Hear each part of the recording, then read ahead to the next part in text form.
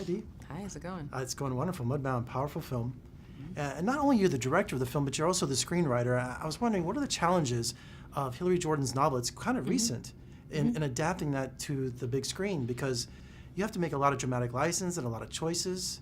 So I have to first acknowledge and give credit to the initial writer, Virgil Williams, who's my co-writer on it. So he had found this book and wrote this story, and so I read his script in 2015, and that prompted me to go back and read Hillary's book to see what else was there. And for me, I responded in Hillary's writing to the inner monologues. I think the things that people say to themselves is more interesting and more kind of dark than what they'll say to others. And also, I was drawn by this multiple point of view perspective where you could kind of get behind each character's eyes, and these are actually unreliable narrators, so we're not sure if they've got it right. And so for me, I want to rewrite it and make it a balanced story of two families, the Jackson family having agency, having ideas, and having their own kind of arc, beyond, the circumstantial.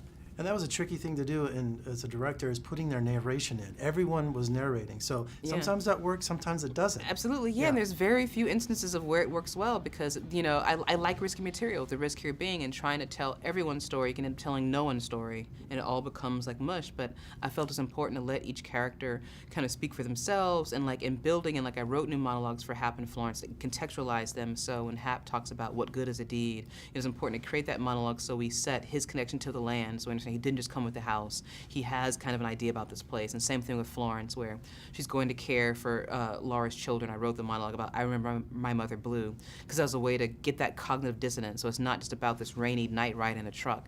It's about, oh my God, I'm doing the very thing I said I'd never do. And all those kind of things I think have a cumulative effect of kind of building up. And like Ronzel leaving, like I wrote that scene, which isn't in the book because it's important to establish Ronzel as a son of the community, not just son of Hap and Florence, which gives emotional resonance. Like this is why his absence is so felt, and this is why Hap and Florence cling on to when he comes back. Very reminiscent of, To Kill a Mockingbird, even in the heat of the night, So as a director, when you read this material, did it just speak to you? Like, I have to make this story. Yeah, I was attracted to like the points of view and to the producers involved, frankly. It's like Cassian always brought me the script, and he was like, if you want it, it's yours. And so when you have that kind of license up front as a director, it's attractive because you're going to be able to bring things to it, make it your own, and you're dealing with people who aren't, fearful, and you're going to be able to really kind of elevate the story and like make it yours. And even though the profound Jim Crow laws and the racism in the movie, both characters, the female and the male leads, you see the humanity come out in both of them, in both of their characters. And I just felt that was such a great way to see that we made this journey that, it's like there's hope. Yeah, everybody had to be a complete person, and like, Jim Crowsism had to be like matter of fact. Like, I wanted this film to move at the speed of life. Like, we're not, hammering it over. It's like in the way someone walks across a road. Like, it's all baked in, and we understand like this is like the universe. And for me, with the McCallum family, it had to be shades of gray. Like, there's no strict villains. It's like, it's about currency and how they all spend it differently. Pappy flaunts his. Henry spends his firmly. He believes in the system, believes it's fair. Laura kind of barters with her. She understands that when she asks Florence something, it's not quite an ask, but she's willing to kind of trade something for it. And then with Jamie, he tries to burn his currency, pretend he doesn't have it, which is equally dangerous because it endangers Ronzel. So by showing that the McCallum family have shades of the same thing, it gives a more nuanced portrait, so it's not just Pappy. And we knew the Klan scene was coming, and that must have been a real difficult shoot because the emotion, the final scene. But how did you prepare for that scene with the actors in that? Because in the audience, I was, clutching my chest. Yeah. So in terms of like the kind of imagining of it, I kind of envisioned it as like a Passion of the Christ, and so like Ronzel's the Christ figure, and Jamie's like he's like Mary Magdalene and Judas. And so like with that kind of conceit, I was able to like figure out like the staging. So for example, like locations, it begins there. So I knew I wanted like a two-tiered barn, so our designer could build a balcony. So we had this like theater of violence, like all that starts to tie in.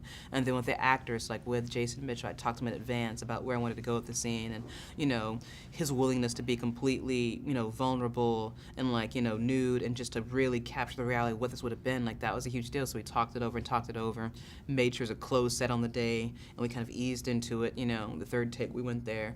And then for the actors, like playing the Klan in the community, the horror of it is like these are your neighbors. Like these people. It's the sheriff. It's like the banker. It's like the merchant. It's like you like know these guys. Your father. And yeah, exactly. It's your father. Yeah. And so I just gave those actors permission to like scream. I was like, I know I'm standing here in front of you, but I need you to be ugly. Like this isn't you. You're acting. Like I need you to scream it and be it. So I also had to make them feel safe and shouting this stuff out and not feeling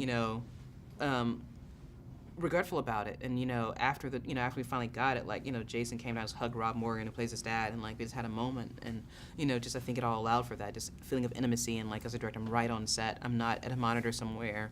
We're all in it together. That ugly honesty came through in that scene. Yeah. It really did. Thank you. Shot in 27 days. Amazing film. Yeah, well, like 29 technically, but 29? yeah. So we had like 26 in New Orleans, 2 days in Budapest for the European stuff and tank battles, and a day in Long Island at an airplane museum. We shot an actual B-25 plane. So, but point is, yeah, it is an insanely short amount of time to get such span, such scope in.